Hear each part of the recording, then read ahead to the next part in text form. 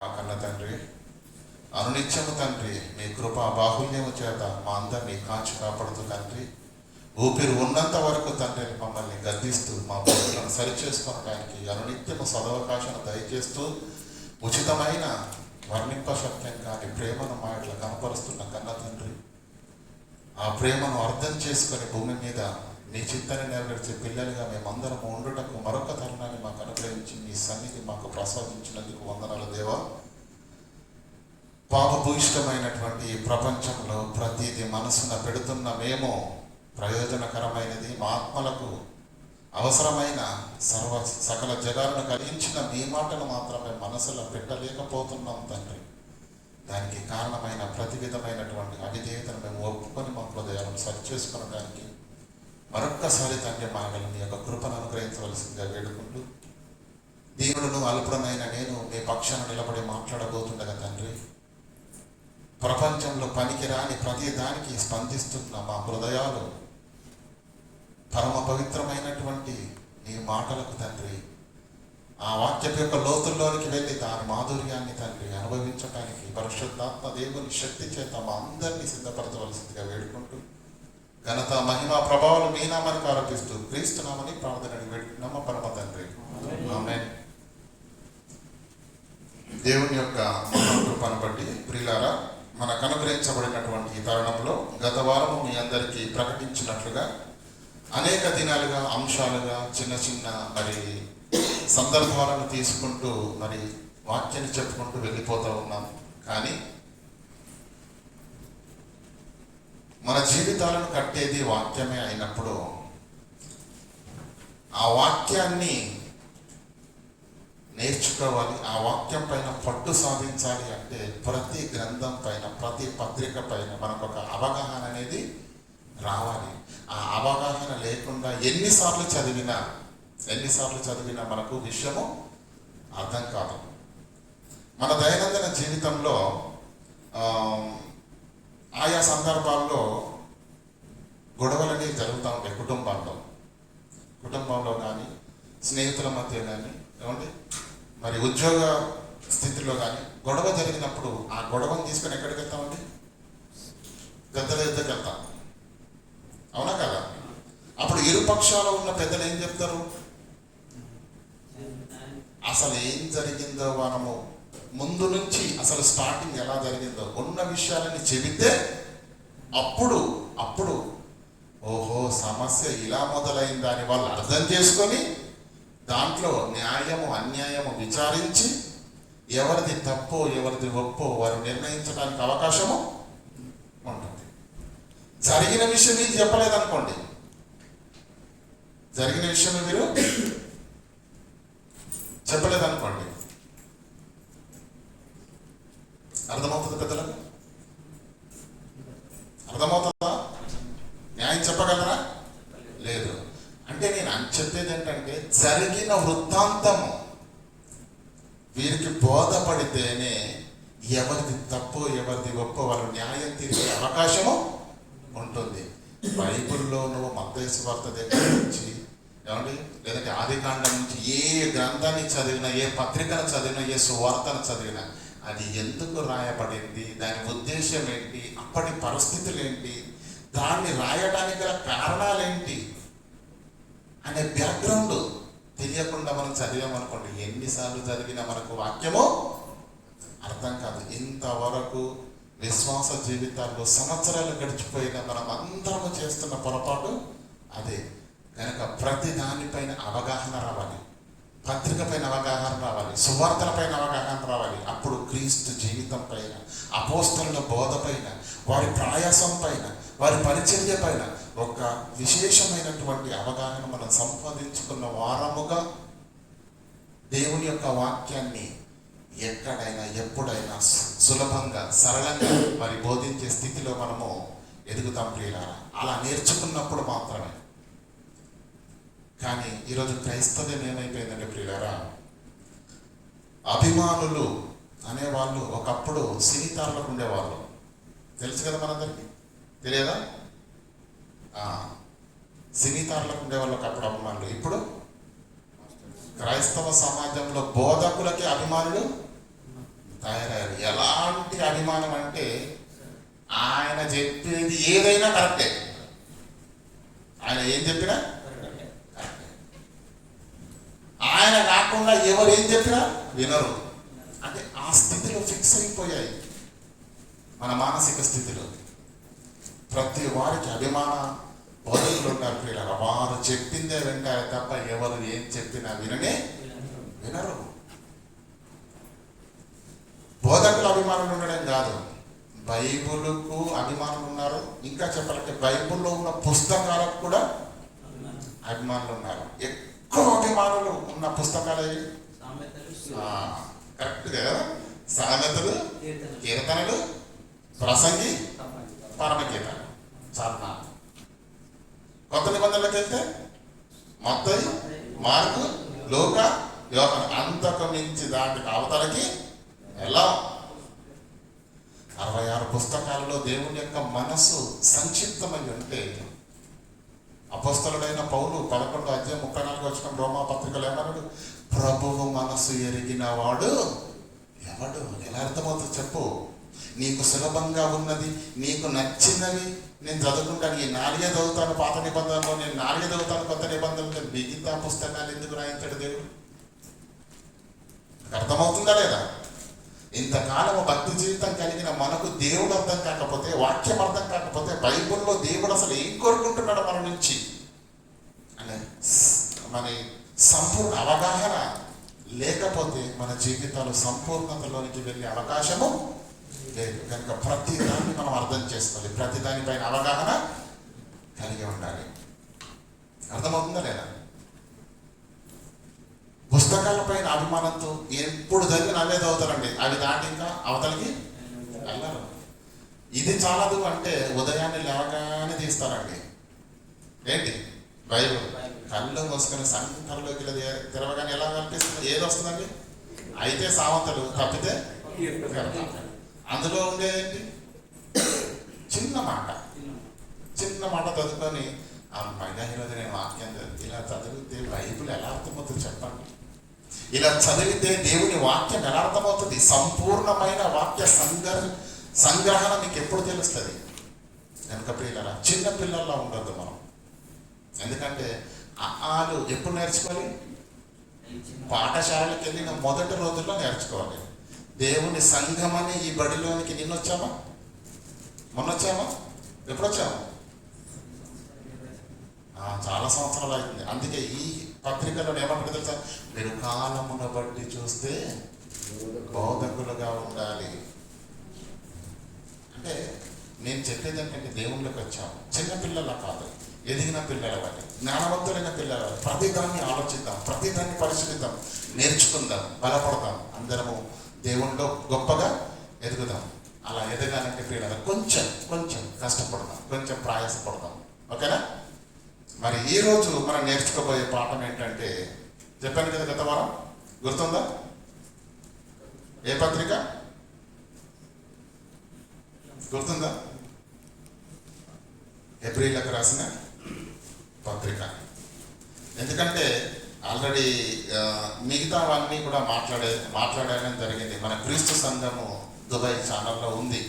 మత్తయి, mark, లూకా, యోహాను మాట్లాడారు. ఒక్క అపోస్తలు కార్యంలో మినహాయించి 1 కొరింథీ, 2 కొరింథీ, గలతీ, ఎఫెసీ, కొలస్సీ, తెస్సలోనిక, తర్వాత ఫిలెమోను పత్రిక, ఇన్ని మాట్లాడాను. ఇక మిగిలి ఉన్నది 1 తిమోతి, 2 తిమోతి, తీతు. ఈ 3 పత్రికలు మిగిలి ఉన్నాయి. చివరిగా పౌలు గారు రాసిన పత్రికలలో హెబ్రీ పత్రిక ఉన్నది అని మనం అనుకుంటే ఈ హెబ్రీ పత్రిక. అంటే పౌలు గారు రాసిన 14 పత్రికలో 10 చెప్పాను, ఈ 4 మాత్రమే బ్యాలెన్స్ ఉన్నాయి. అందులో ఈరోజు మనం నేర్చుకోబోయే పాఠం ఏంటంటే హెబ్రీయులకు రాసిన పత్రిక. హెబ్రీయులకు రాసిన పత్రిక ఒకసారి దయచేసి చూద్దాం. హెబ్రీయులకు రాసిన మొదటి పత్రిక, హెబ్రీయులకు రాసిన పత్రిక మొదటి వచనం చదువుకుందాం. అది చదవడానికి ముందు అక్కడ పైన పెద్ద అక్షరాలతో ఏదో రాసింది, నాకు అనిపించలేదు. దయచేసి చదవండి. అపోస్తలుడైన పౌలు హెబ్రీయులకు రాసిన పత్రిక. నేను మరలా చెప్తున్నాను పిల్లల, ఏ పుస్తకాన్ని, ఏ పత్రికను, ఏ గ్రంథాన్ని మనం చదవాలనుకున్నప్పుడు దాని బ్యాక్గ్రౌండ్, దాని హిస్టరీ, దాని చరిత్ర మనకు తెలియకుండా చదివామనుకోండి, మీరు 100 సార్లు చదివిన దాంట్లో విషయం మీకు ఎప్పటికీ అర్థం కాదు. అయితే పైన రాసిన పదం ఏంటి? అపోస్తలుడైన పౌలు గారు. ఎవరికి రాశారని ఉంది ఇక్కడ?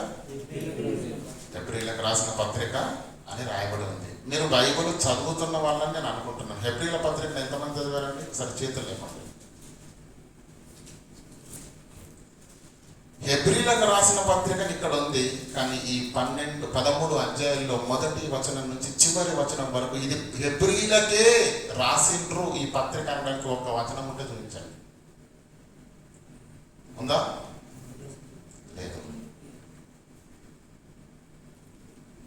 ఇది ఎవరికి రాసిర్రు అన్న స్పష్టతలో కొంచెం సందిగ్ధత ఉంది. అర్థమవుతుందా లేదా? హెబ్రీలకు అనే పదం ఎందుకు వచ్చింది మాట్లాడదాం దాని గురించి. కానీ ఈ పత్రిక ఎవరికి రాశారో అన్న క్లారిటీ అంటే సంపూర్ణంగా లేదు, ఖచ్చితంగా అని చెప్పలేము మనం. అర్థమవుతుందా లేదా? మీరు ఎఫెసీలకు పత్రిక తీయండి, కొరింథీలకు పత్రిక తీయండి, అక్కడ ఏమంటుంది? అపోస్తలుడైన పౌలు కొరింథీలో ఉన్న పరిశుద్ధులకు, సంఘానికి శుభమని చెప్పి, అది కొరింథీలకే రాశాడు, అది ఎఫెసీలకే రాశాడు, అది కొలసీలకే రాశాడు ఖచ్చితంగా. కానీ ఈ విషయానికి వచ్చేసరికి హెబ్రీలకే రాశాడు అనే పదము హెబ్రీ పత్రికలో లేనే లేదు. మరి హెబ్రీలకు అని ఎలా రాయబడింది అంటే, బైబిల్ను మరి గ్రంథస్థం చేసినప్పుడు, సంగ్రహణ చేసినప్పుడు ఏమండి, మరి దేవుని మహాకృప చేత ఆనాడున్నటువంటి నాయకులు వారు తీసుకున్న నిర్ణయం, ఇందులో ఈ పత్రిక హెబ్రీలకు రాశారని వారికి ఒక అవగాహనకు వచ్చారు. ఆనాడున్నటువంటి పరిస్థితులను బట్టి, ఆనాడున్నటువంటి చరిత్ర ఆధారాలను బట్టి ఇది హెబ్రీలకు రాయబడిన పత్రిక అని వారు ఒక అవగాహనకు వచ్చారు. అలాగే ఈ పత్రిక అపోస్తలుడైన పౌలు గారే రాశారని కూడా వారు అవగాహనకు వచ్చి కింగ్ జేమ్స్ వర్షన్లో, అలాగే తెలుగు బైబిల్లో వారు డైరెక్ట్గా ఆ పెద్దలు తీసుకున్న నిర్ణయాన్ని బట్టి అపోస్తలుడైన పౌలు హెబ్రీలకు రాసిన పత్రిక అని వారు మరి ఒక ఆలోచనకు వచ్చేసి మరి ఇలా ముద్రించడం అనేది జరిగింది. కానీ ఈ హెబ్రీ పత్రికలో ఇది హెబ్రీలకే రాసిన పత్రిక అనే పదము మాత్రము ఎక్కడ లేదు. ఇది పౌలు గారే రాశాడు అనడానికి కూడా వీలు లేదు. కొన్ని అవకాశాలు ఉన్నాయి, కొన్ని అవకాశాలు లేని పరిస్థితులు కూడా ఉన్నాయి. కనుక ఆలోచన చేద్దాం. ముఖ్యంగా ఈ పత్రిక హెబ్రీలకు రాసిన పత్రిక అని చదువుకుంటున్నాం కదా, అంతే. ఈ హెబ్రీలు ఎవరు? ఇశ్రాయేలీలా? ఎందుకంటే మనం బైబిల్ చదువుతున్నప్పుడు గత వారం అన్న చెప్పాడు, ఏమని? అమాలేకీల గురించి చెప్పాడు.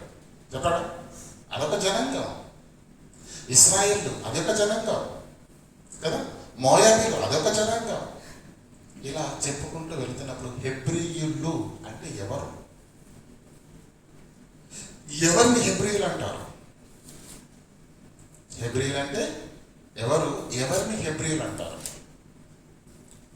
చెప్పండి. ఇశ్రాయేలు హెబ్రీయులా? ఇశ్రాయేలు హెబ్రీయులు అండి. అసలు ఇశ్రాయేలు అన్న పదము ఎక్కడి నుంచి ప్రారంభమైంది? అబ్రహాముకు ఇస్సాకు పుడితే, ఇస్సాకు యాకోబు పుడితే, ఆ యాకోబు అనే పేరుకు మోసగాడని అర్థమైతే, పశ్చాత్తాపంతో తన బ్రతుకును మార్చుకున్నటువంటి ఆ యాకోబుకు దేవుడు ప్రత్యక్షమై, ఇదిగో ఇక మీదట నీ పేరు యాకోబు అనబడదు, ఇక నీవు ఇశ్రాయేలుగా పిలువబడతావు అని యాకోబుకు పెట్టిన పేరే ఇశ్రాయేలు. అతని గర్భాన పుట్టినటువంటి 12 మంది పిల్లలు వారి గోత్రాలుగా, ఆ 12 మందికి పుట్టినటువంటి సంతానమే ఈనాడు మనం ఇశ్రాయేలుగా మాట్లాడుకుంటున్న జనాంగం. అవునా కాదా?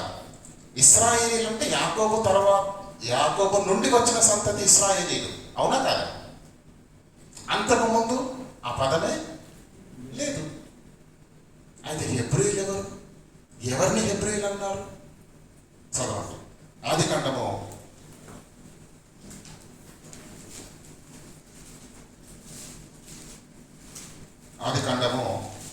14వ అధ్యాయము 13వ వచనం చదువుకుందాం దయచేసి. తప్పించుకుని అప్పుడు వచ్చి హెబ్రీయుడైన అబ్రహామునకు ఆ సంగతి తెలిపింది. ఎక్కడ ఉంటుందండి? ఆదికాండము 14వ అధ్యాయము 13వ వచనం. తప్పించుకుని అప్పుడు అంటే ఇక్కడ కనిపిస్తుంది మన విశ్వాసులకు తండ్రి అయిన అబ్రహాము అని మనం చదువుకుంటున్నాం చూడండి. ఆ అబ్రహాము గురించి రాయబడిన మాటకు ముందుగా ప్రయోగించబడినటువంటి మాట ఏంటి? 14:13. హెబ్రీయుడైన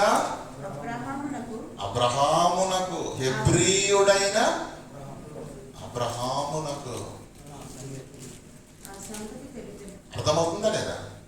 ఇశ్రాయేలీల కంటే ముందున్న వాళ్ళు కదండి. ఇశ్రాయేలు యాకోబు సంతానం కదా. యాకోబు తండ్రి ఎవరు? ఇస్సాకు. ఇస్సాకు తండ్రి ఎవరు? అబ్రహాము గారు. ఆ అబ్రహామునే ఏమని రాస్తున్నారు? హెబ్రీయుడైన అబ్రహాము కదండి. నిర్గమకాండము 1వ అధ్యాయం 15వ వచనం చదవండి ఒకసారి.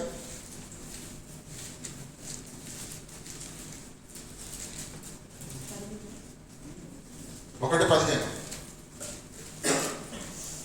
మరియు ఐగుప్తు రాజు ఎఫ్రాయిము హెబ్రీయులను మంత్రసానులతో మాట్లాడి మరియు ఐగుప్తు రాజు షిప్రా పూయా అను హెబ్రీయుల మంత్రసానులతో ఎవరు? హెబ్రీయులు కదా. హెబ్రీయులు. ఇంకా అలాగే ఆదికాండము 41వ అధ్యాయం 12వ వచనం చదువుకుందాం. ఆదికాండము 41వ అధ్యాయం 12వ వచనం. అక్కడ రాజ సంరక్షక సేనాధిపతికి దాసుడై ఉండిన ఒక హెబ్రీ పడుచువాడు ఒకడు మాతో కూడా ఉండెను.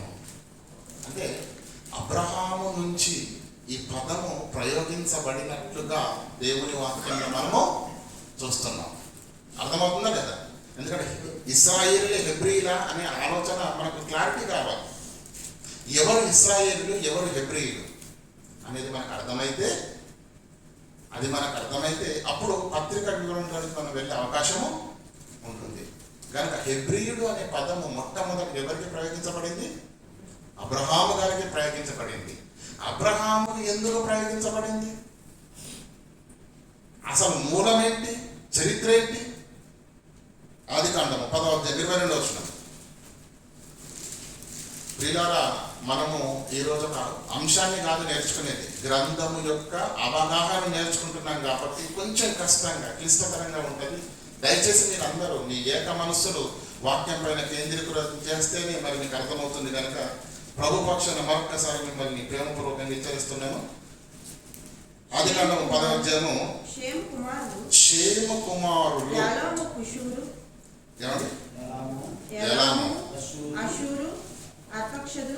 అర్పక్షదు లూదు అరాము అనవారు. ఆదికాండము 10వ అధ్యాయం 22వ వచనం. అరాము అనవారు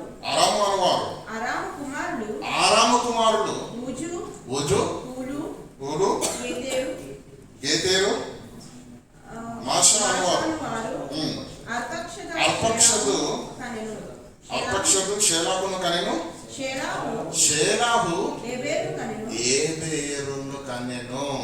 ఎవరిని? ఏబేరును కనెను. ఈ ఏబేరే హెబ్రీయులకు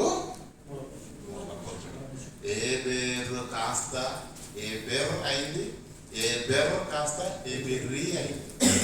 కాలానుగుణంగా భాషలో వస్తున్నటువంటి మార్పులు వరవడులతోటి ఏబేరు కాస్త ఎబెర్ అయింది. ఎబెర్ కాస్త ఎబిరీగా రూపాంతరం చెంది ఎబ్రిగా మారింది. అతని వంశము నుంచి వచ్చిన వాళ్ళే, అతని సంతతే ఎవరు? హెబ్రీయులు. అబ్రహామును ఎందుకు హెబ్రీయుడు అన్నారు? మనకు అది అర్థం కావాలి కదా. అబ్రహామును ఎందుకు హెబ్రీయుడు అనాలి కదా? ఒక్కసారి మరలా ఆదికాండము 10వ అధ్యాయము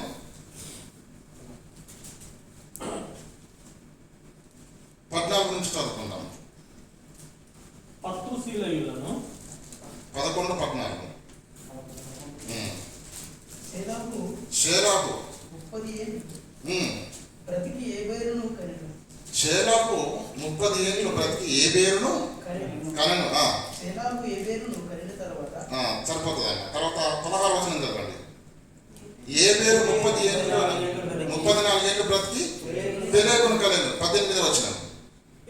పెలేగు 30 ఏళ్ళు బ్రతికి రయును కనెను. 20వ వచనం. రాయు 30 ఏళ్ళు బ్రతికి సెరేగును కనెనా. 22వ వచనమా. నాహోరును కనెను. 24వ వచనం. నాహోరు 29 ఏళ్ళు బ్రతికి తేరాహును కనెను. తేరాహును కనిన తర్వాత 26వ వచనం చదువు. 119 ఏళ్ళు బ్రతికి కుమారుని కుమార్తెలు తేరాహు 70 ఏళ్ళు బ్రతికి అబ్రహాము. అది తేరాహు 70 ఏళ్ళు బ్రతికి అబ్రహామును కనెను. ఏబేరు నుంచి మనం మొదలు పెడితే ఎక్కడికి వచ్చాం? ఇప్పుడు అబ్రహాము దగ్గరికి వచ్చాం. అంటే అబ్రహాము కంటే 5 తరాల ముందు పుట్టినటువంటి మహానుభావుడే ఏబేరు. ఎవరు? ఏబేరు. ఆ మూల పురుషుడు. ఏమంటే ఈరోజు మనం భూమి మీద ఈ రోజుకు ప్రత్యక్షంగా మన కళ్ళతో చూస్తున్నాం.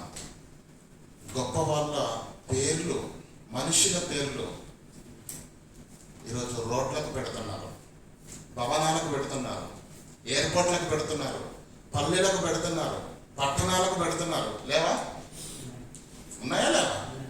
ఇండియాలో మనం ల్యాండ్ అయితే కానీ హైదరాబాద్లో ఎయిర్పోర్ట్ పేరు ఏంటండి? ఏ పేరు? రాజీవ్ గాంధీ.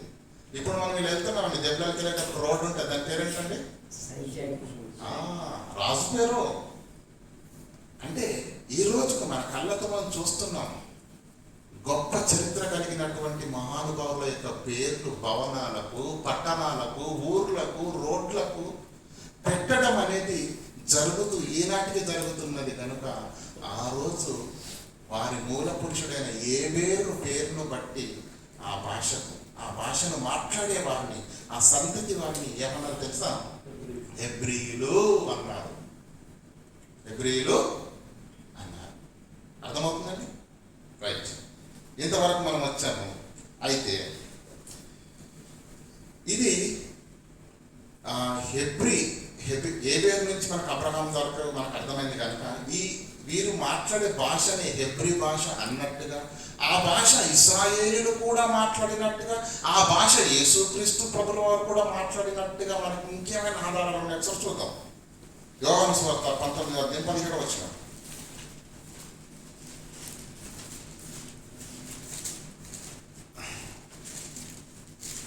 మీ అందరికీ డౌట్ రావచ్చు, ఏమంటే వ్యక్తుల పేర్లు పట్టణాలకు లేదంటే భవనాలకు పెట్టడం తెలుసు కానీ భాషకు పెడతారా అని ఒకరి మీరు అంటే, ఈరోజు ప్రపంచవ్యాప్తంగా కళ్ళు లేని వాళ్ళు చదువుకుంటున్నారు. తెలుసా మీకు? కళ్ళున్న నువ్వు చదవవు వాక్యాన్ని, కానీ కళ్ళు లేని వాడు కూడా ఎలా చదువుతున్నాడు? చెప్పాలి, ఎలా చదువుతున్నారు? మాట్లాడండి. ఆ భాష పేరేంటి? ఇలా తడుముకుంటూ చదువుతా ఉంటారు. ఇది ఏ, ఇది బి, ఇది 1, ఇది 2. బ్రెయిల్ లిపి. అందుల లిపిని నిర్మాణకుడు బ్రెయిల్, లూయి బ్రెయిల్. అతను రూపొందించినటువంటి ఈ చదువుకునే పద్ధతి, అందులో చదువుకునే పద్ధతి. ఆయన చనిపోయిన తర్వాత యూనివర్సిటీ స్టూడెంట్స్ రోడ్డు మీదకి వచ్చి దీక్ష చేస్తే ఆయన పడిన కష్టం నిజంగా ఇది ఉపయోగకరంగా ఉంది. గుడ్డి వాళ్ళు కూడా చదువుకుని విద్యావంతులు అవుతారు. ఖచ్చితంగా ప్రభుత్వం దీన్ని ఆమోదించాలన్నప్పుడు అప్పుడు ప్రభుత్వం దిగి వచ్చి దాన్ని పరిశీలన చేసి ఎస్ ఇది ఉపయోగకరంగా ఉంది అని చెప్పేసి అప్పుడు ఆ గుడ్డి వాళ్ళు అందులో చదువుకునే భాష పేరు, దీన్ని రూపొందించిన నాయకుడు లూయి బ్రెయిల్ కాబట్టి దానికి ఏం పేరు పెట్టారు? బ్రెయిల్ లిపి. గుడ్డి వాళ్ళు చదువుకునే భాష పేరు బ్రెయిల్ లిపి. అర్థమవుతుందా లేదా? అలాగే హెబేరు పేరు మీదుగా వారు మాట్లాడే భాష పేరేంటి? హెబ్రీ. అర్థమవుతుందండి? ఇప్పుడు చదవండి 19 వచనం. వారు యేసును తీసుకుని పోయి ఆయన తన శిలువ మోసుకొని కపాల స్థలమును చోటికి వెళ్ళెను. కపాల స్థలమున చోటికి వెళ్ళెను. హెబ్రీ భాషలో దానికి గొల్గోతా అని పేరు. హెబ్రీ భాషలో దానికి గొల్గోతా అని పేరు. అర్థమవుతుందా లేదా? బైబిల్లో హెబ్రీ భాషకున్న మూలమే, ఉనికి, దాని చరిత్ర ఏంటి అంటే యేసుక్రీస్తు కాలంలో కూడా ఇశ్రాయేళ్ల మధ్య కూడా హెబ్రీ భాష ప్రస్తావనలో ఉంది కదా. మరొక్కసారి చదవండి మాట. వారు యేసుని తీసుకొని పోయి ఆయన తన సిలువను మోసుకొని కపాలమైన స్థలమునకు చోటికి వెళ్ళెను. హెబ్రీ భాషలో దానికి గొల్గోతా అనే పేరు అని ఎందుకు రాయాలి? ఎందుకంటే హెబ్రీ మాట్లాడే వాళ్ళు కూడా అక్కడ చాలా మంది ఉన్నారు. అర్థమవుతుందా లేదా? అలాగే 19 వచనం చదువుకుందాం. 20 యేసు సిలువ వేయబడిన స్థలమును పట్టణమునకు సమీపమై ఉండెను. అది హెబ్రీ, గ్రీకు, రోమా భాషలలో రాయబడి ఉండెను. రాయబడిన కనుక యోధులు అనేకులు దాన్ని చదివిరి. అర్థమవుతుందండి? ఎన్ని 3 లాంగ్వేజ్లు అంట. యేసుక్రీస్తు సిలువ వేయబడిన స్థలం పట్టణమునకు సమీపంగా ఉన్నది కనుక అది హెబ్రీ, గ్రీకు, రోమా 3 భాషల్లో రాశాడటండి. అప్పుడు దాన్ని అనేకులు ఏం చేశారట? చదివారు. అలాగే 16 వచనం చదువుకుందాం. 20 వచనం. యేసు ఆమెను చూచి మరియా అని పిలిచాను. ఆయన వైపు తిరిగి ఆమె హెబ్రీ భాషలో రబ్బూని అని యేసుక్రీస్తుని పిలిచిందంట. అంటే యేసుక్రీస్తుతో ఏం మాట్లాడుతున్నారు? హెబ్రీ భాష మాట్లాడుతున్నారు కదా. ఏమని పిలిచిందట? మగ్దలేని మరియా రబ్బూని అంటే ఏ భాషలో? అది హెబ్రీ భాషలో యేసుక్రీస్తును రబ్బూని అని పిలిచిందంట. అంటే యూదులు వరకు కూడా హెబ్రీ భాష వాడుకలో ఉంది. అది సాక్ష్యాలు, ఆధారాలతో వాక్యంలో మనము చూస్తున్నాం కదా. రబ్బూని అని యేసుక్రీస్తుని హెబ్రీ భాషలో రబ్బూని అని, ఆ మాటకు బోధకుడు అని అర్థము. మీకు ఇంతవరకు సరిపోతుందని నేను అనుకుంటున్నాను ప్రియులారా. అయితే ఇక నుంచి మనం ఆలోచించాల్సిన విషయం ఏంటంటే హెబ్రీలు అంటే ఇశ్రాయేలీల కంటే ముందున్నాము. ఇశ్రాయేలీలు హెబ్రీలు, కానీ హెబ్రీలు అందరు ఇశ్రాయేలీలు. హెబ్రీలు అంటే ఏబేరు నుంచి ఉన్న సంతతి అంతా హెబ్రీలు. యాకోబు తర్వాత వచ్చిన వాళ్ళు ఇశ్రాయేలీలు ప్లస్ హెబ్రీలు. ఎందుకంటే మీరు కూడా అబ్రహాం సంతానం కాబట్టి. అర్థమవుతుందా లేదా? ఇశ్రాయేలీలు అంటే యాకోబు సంతతి నుంచి వచ్చిన వారు ఇశ్రాయేలీలు, అదే సమయంలో వాళ్ళు హెబ్రీలు కూడా.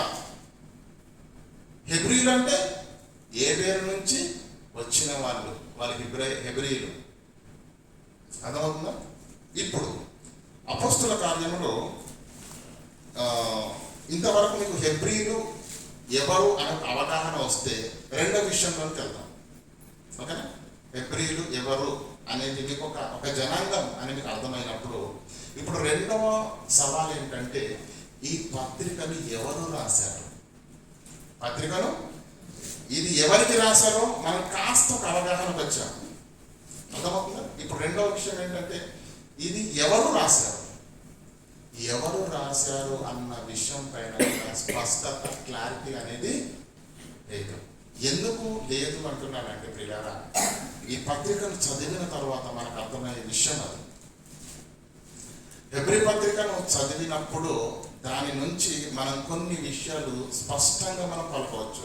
ఏంటంటే ఎవరై రాశారో మనం తర్వాత ఆలోచిద్దాం, కానీ రాసిన వ్యక్తికి ఉన్న సుగుణాలు ఏంటో మనం ఆలోచించగలిగితే, ఈ హెబ్రీలకు రాసిన పత్రిక రాసిన వ్యక్తికి ధర్మశాస్త్రము పైన విశేషమైన పట్టు ఉంది.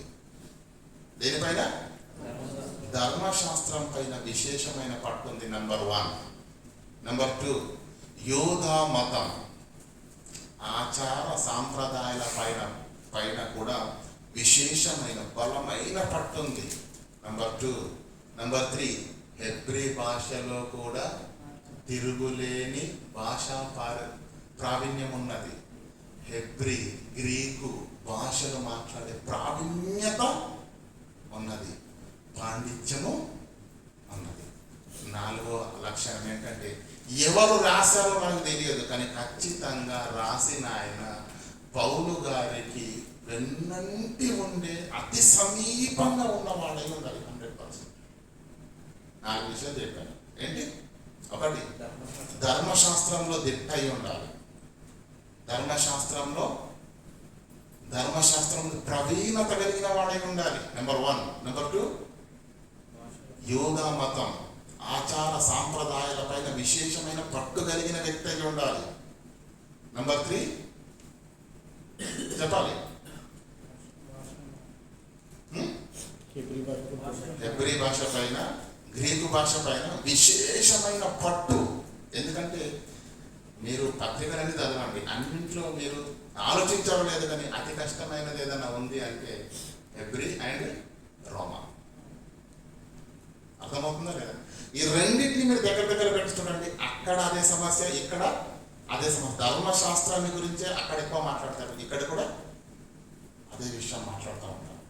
కనుక ఈ పత్రికలో ప్రయోగించబడినటువంటి హెబ్రీ, గ్రీకు పదాలను బట్టి హెబ్రీ, గ్రీకు భాషల పైన విశేషమైన మరి ప్రవీణత ఉన్నటువంటి వాడిగా ఈ గ్రంథకర్త యొక్క పాండిత్యం మనకు అర్థమవుతుంది. ఇక 4వ విషయం ఏంటంటే అతడు ఖచ్చితంగా అపోస్తలుడైన పౌలుతో ఉన్నవాడు, అతి సమీపమైన వాడై ఉండాలి. పత్రిక చదివితే ఈ విషయం ఎవరికైనా అర్థమైపోద్ది. నేను చెప్పిన ఈ 4 లక్షణాలు. ఈ 4 లక్షణాలను పెట్టి చూస్తే ప్రముఖులు, పెద్దలు, మరి మనకంటే ముందు తరాల్లో ఉన్నటువంటి అనుభవ జ్ఞానం ఉన్నటువంటి దైవ సేవకులు మరి ముఖ్యంగా నలుగురు పేర్లను ప్రస్తావనలోనికి తీసుకొని వచ్చారు. ముఖ్యంగా ఈ 4 పేర్లలో మీరు ఏ పేరు చెప్పినా నేను చెప్పిన 4 క్వాలిటీలో ఏదో ఒక క్వాలిటీ వాళ్ళకు ఉంటుంది. అర్థమవుతుందా లేదా? అయితే నంబర్ 4, 1, 2, 3, 4 కదండి. నేను చివరి నుంచి కిందకి వస్తాను. నంబర్ 4 పేరు ఎవరంటే లూకా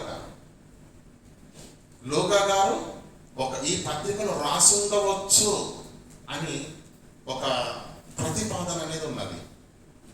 ఎవరు? లూకా గారు. లూకా సువార్త, అపోస్తల కార్య గ్రంథాన్ని రాశాడే. మరి లూకా గారు పేరు ప్రస్తావనలోకి వచ్చిందంటే ఈ 4 లక్షణంలో 4 ఉండాలా అవుతాయి. ఆయనకు 4 ఏదైనా ఒకటేనా? అయితే ధర్మశాస్త్రం మీద పట్టైనా ఉండాలి, యోధా మతం పైన ప్రావీణత అయిన ఉండాలి, హెబ్రీ, గ్రీకు భాషలో మాట్లాడుకోవడానికి అయి ఉండాలి, లేదంటే అపోస్తలుడైన పౌలుతో సన్నిహితంగా ఉండు అతని పక్కనే ఉన్న వ్యక్తి అయినా అయి ఉండాలి. 4 ఏ లక్షణం ఉంది ఈయనకు? అపోస్తలుడైన పౌలుతో దగ్గరగా ఉన్నవాడు. ఓకేనా? నంబర్ 2 పేరు ఏంటంటే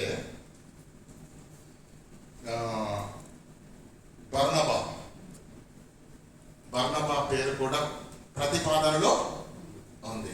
బర్నబా గారి ప్రతిపాదనలో ఉన్నాడు అంటే 4 లక్షణం చెప్పండి. ధర్మశాస్త్రం పైన పట్టు ఉండాలి, యూద మతం యొక్క ఆచార సాంప్రదాయాల పైన పట్టు ఉండాలి, హెబ్రీ, గ్రీకు భాషల పైన పట్టు ఉండాలి. 4వది పౌలు గారితో సన్నిహితంగా ఉన్నవాడై ఉండాలి. ఈయన ఉన్నాయంటే నీకు 4 లక్షణాలు చూద్దాం. 4వ అధ్యాయము 36వ వచనము అపోస్తుల కార్యములు. 4వ అధ్యాయము 36వ వచనం అపోస్తుల కార్యములు. కుప్రాలో పుట్టిన లేవీయుడు. ఎవరు? కుప్రాలో పుట్టిన లేవీయుడగు యోసేపు అను ఒకడు ఉండేను. అతనికి పేరు, అతనికి అపోస్తలుడు హెచ్చరిక పుత్రుడు అని అర్థమిచ్చే బర్నబా అని పేరు. ఈయన గోత్రం ఏంటి? లేవి గోత్రం. లేవి గోత్రం అంటే యాజకుడు, ధర్మశాస్త్రోపదేశకుడు. ఎవరు పడితే వారు ధర్మశాస్త్రాన్ని ముట్టుకునే హక్కు ఆ రోజు ముడితే ఎవరు? లేవీలే ముట్టాలి, ప్రకటిస్తే లేవీలే. ఎందుకంటే దేవుడు వారిని మాత్రమే యాజకకర్తలుగా నియమించాడు కనుక. అంటే ఈయనెవరు ఇప్పుడు? బర్నబా ధర్మశాస్త్రాన్ని చదివి బోధించే స్థితిలో ఉన్నాడా లేదా? ఓకేనా? రెండవది, హెబ్రీ గీకు భాషను మాట్లాడేవాడై ఉండాలి. దాని విషయంలో మనకు క్లారిటీ లేదు, కానీ ఒకటి ధర్మశాస్త్రం పైన పట్టుంది, రెండవది ఏంటి? యూదా మత సాంప్రదాయాల పైన కూడా పట్టుంది. నాలుగో విషయం ఏంటి? బర్నబా గారు పౌలుతో ఎంత సన్నిహితంగా ఉన్నాడు అంటే అసలు బయట ప్రపంచానికి పౌలును పరిచయం చేసిందే బర్నబా. లేకపోతే పౌలు ఈ ప్రపంచానికి పరిచయం అయ్యేవాడే కాదు. అర్థమవుతుందా లేదా? అసలు పౌలును నిలబెట్టి ప్రపంచానికి చూపించిందే బర్నబా. ఎంతో గొప్ప సాన్నిహిత్యం ఉన్నది. ఇద్దరు కలిసి మొదటి ప్రయాణంలో ఎన్నో పట్టణాల దగ్గరకు వెళ్ళి ఎన్నో సంఘాలను కట్టి దేవుని సేవలో అలుపెరుగని యోధులుగా శ్రమించినటువంటి మరి సన్నిహితము, స్నేహ సంబంధము ఇద్దరి సేవకులకు ఉన్నది, బర్నబాకు పౌలుకు. అంటే 3 లక్షణాలు బర్నబాకు ఉన్నాయి. ఏంటి? ధర్మశాస్త్రంలో ప్రావీణ్యత ఉన్నది, ఏమండి? ఇంకా యూదా మతం పైన పట్టుంది, పౌలు గారితో సన్నిహితంగా ఉన్న, అంటే ఈయన కూడా రాసి ఉండవచ్చు. ఇక 3వ పేరు అపోల్లో. ఎవరు? అలెగ్జాంద్రు వాడైన అపోల్లో అని ఉంటుంది. అపోస్తలుల కార్యములు 18వ అధ్యాయం.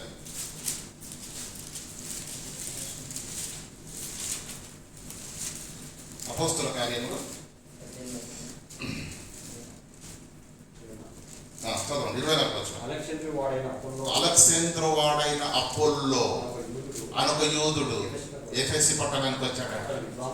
అతడు ఎవరో? అతని యొక్క క్వాలిఫికేషన్ అంటే చెప్తున్నాడు చూడు. అతడు విద్వాంసుడు, లేఖనముల యందు, ధర్మశాస్త్రం యొక్క లేఖనముల యందు ప్రవీణుడు, దిట్ట. ఎవరు? అపోల్లో. ఓకేనా? అయితే పౌలు గారితో మరి సన్నిహిత సంబంధం కలిగిన వాడుగా అపోల్లో కూడా ఉన్నాడు కనుక అందులో ఇతనెవరు? యోధుడు. అందులో లేఖనముల యందు 1 అడిగితే 2 చెప్తున్నాడా? 2 అడిగితే 3 చెప్తున్నాడా? 2 ఎక్కని చెప్పంటే మనం 5 ఎక్కని చెప్తాం. ఈయన అట్లా కాదు. ప్రవీణుడు అంటే ఎక్కడ ఏ వచనంలో ఏ ప్రవక్త ఏ మాట చెప్తాడో ప్రతిది కూడా అంకిత భావంతో ఎరిగినటువంటి జ్ఞానవంతుడు, ప్రవీణుడు. ఎవరు? అలెగ్జాంద్రు వాడైన అపోల్లో. ఇతని పేరు కూడా ప్రస్తావనలో ఉంది. ఇక చివరిగా అపోస్తలుడైన పౌలు. మరి ఈయన పేరు ముందు చెప్పాలి కదండి. ఎందుకు చెప్పారంటే అర్థమవుతుందా లేదా? 3 ప్రస్తావనలు ఉన్నాయి, కానీ వారి 3 కంటే అపోస్తలుడైన పౌలు గారి పేరు కూడా ప్రతిపాదనలో ఉన్నది. కన్ఫర్మ్ కాదు, నేను చెప్పట్లేదు కన్ఫర్మ్ అని. పౌలు గారే రాశారు అని కన్ఫర్మ్గా చెప్పడానికి నేను కూడా సాహసము చేయట్లేదు.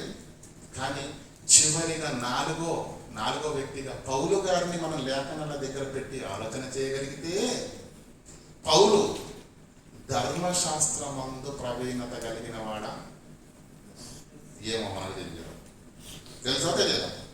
చూద్దాం ఆ మాట. చూడండి ఒకసారి. ఎక్కడుందన్నమాట? గలతీయులకు రాసిన పత్రిక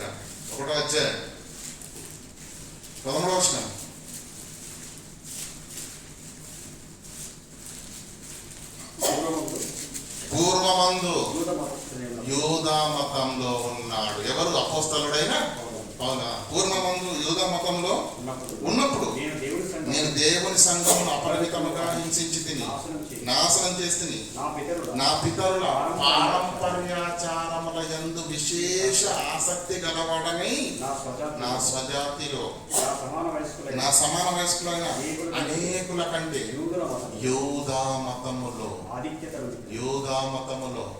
ఆధిక్యతను పొందితినని నా నడవడికని గురించి మీరు ఎవరటైనా యూదా మతంలో అత్యధికమైనటువంటి అధికారం ఘనతను పొందినటువంటి ప్రవీణుడుగా అపోస్తలుడైన పౌలును మనం ఇక్కడ చూస్తున్నాం. అపోస్తల కార్యం 22వ అధ్యాయం చేయండి దయచేసి.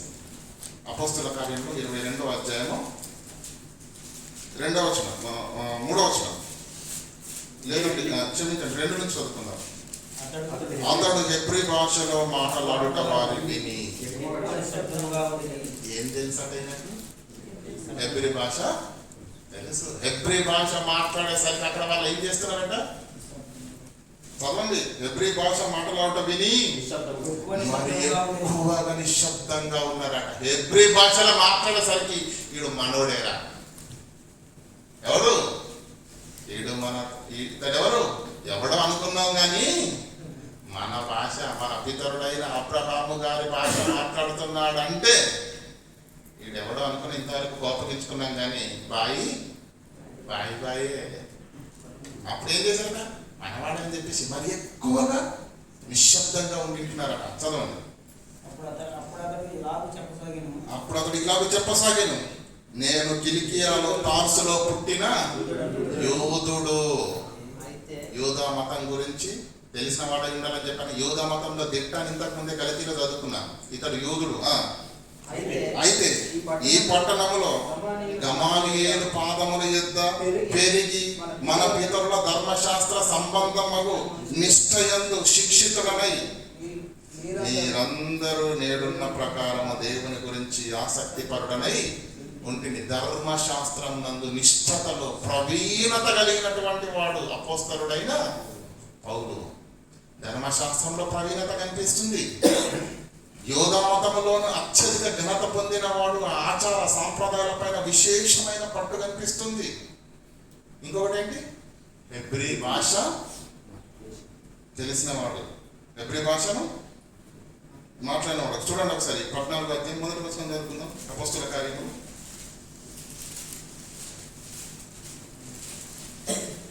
ఇకోనియాలో జరిగిన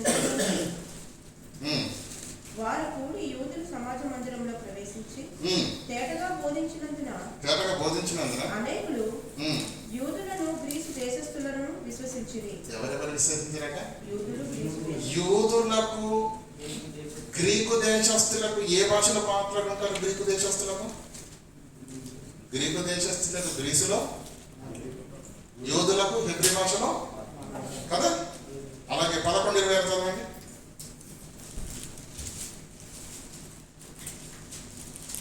వారు కలిసి ఒక సంవత్సరం అంతయు.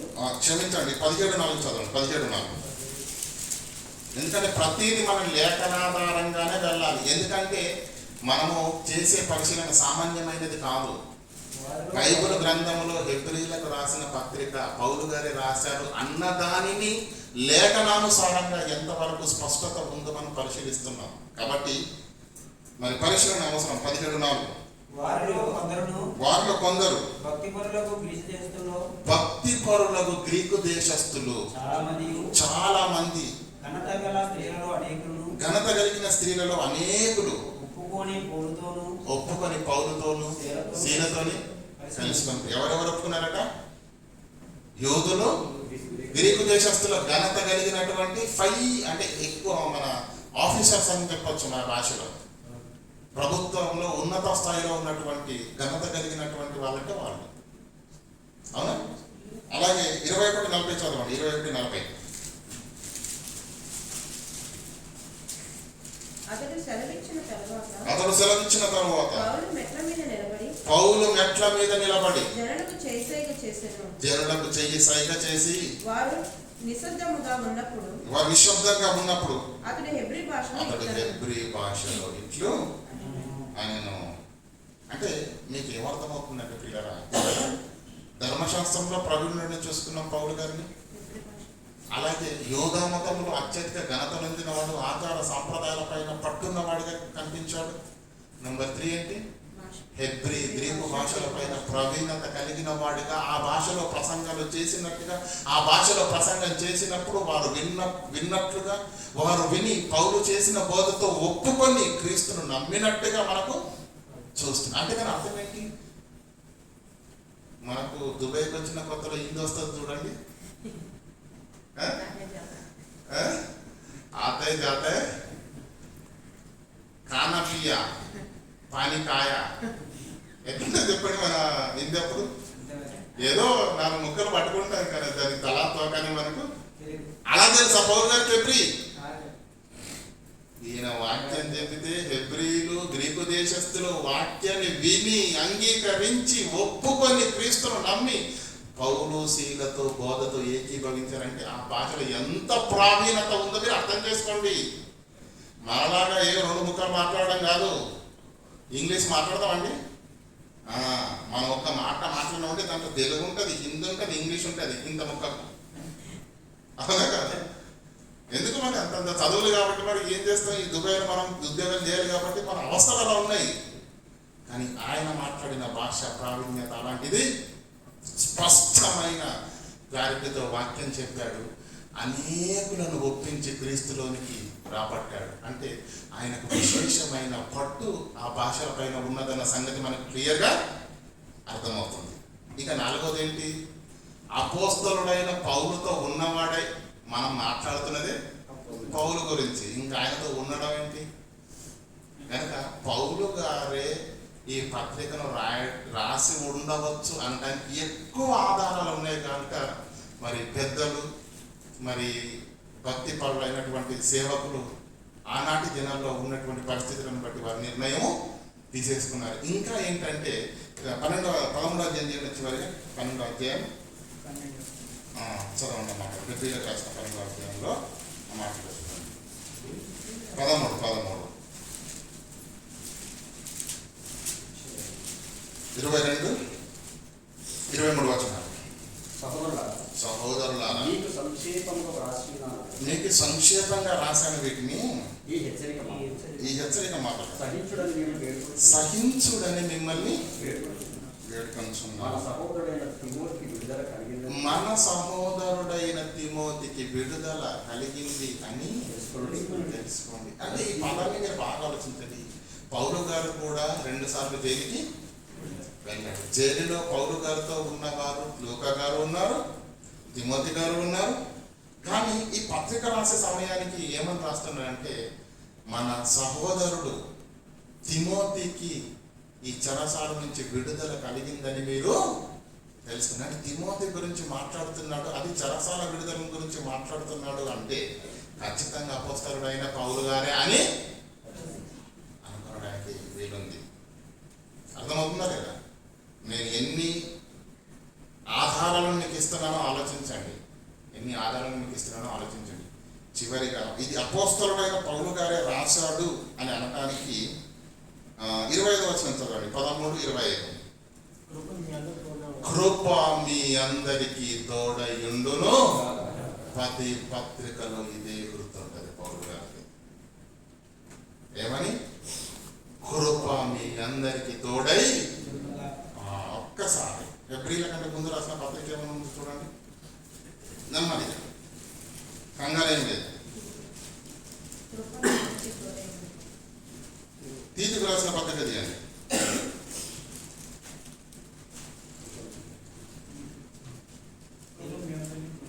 చదవండి మాట, చివరి మాట.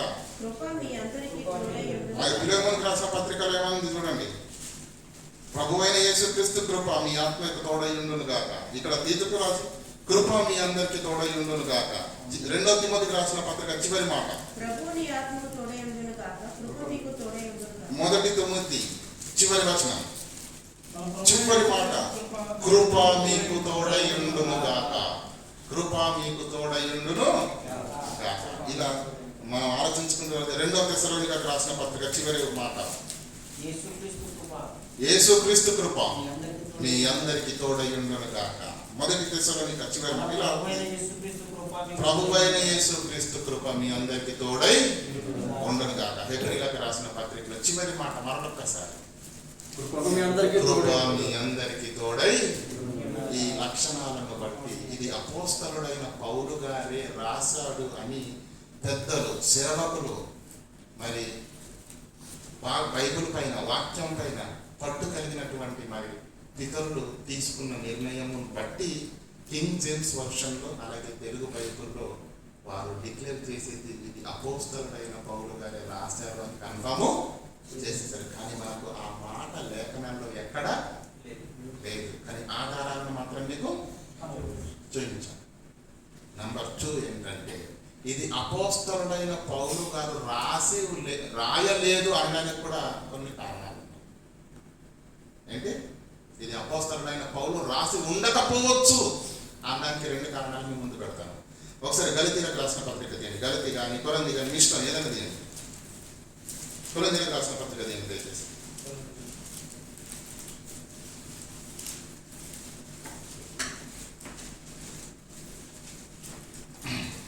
కొరందీలకు రాసిన పత్రిక మొదటి అధ్యాయం మొదటి వచనం.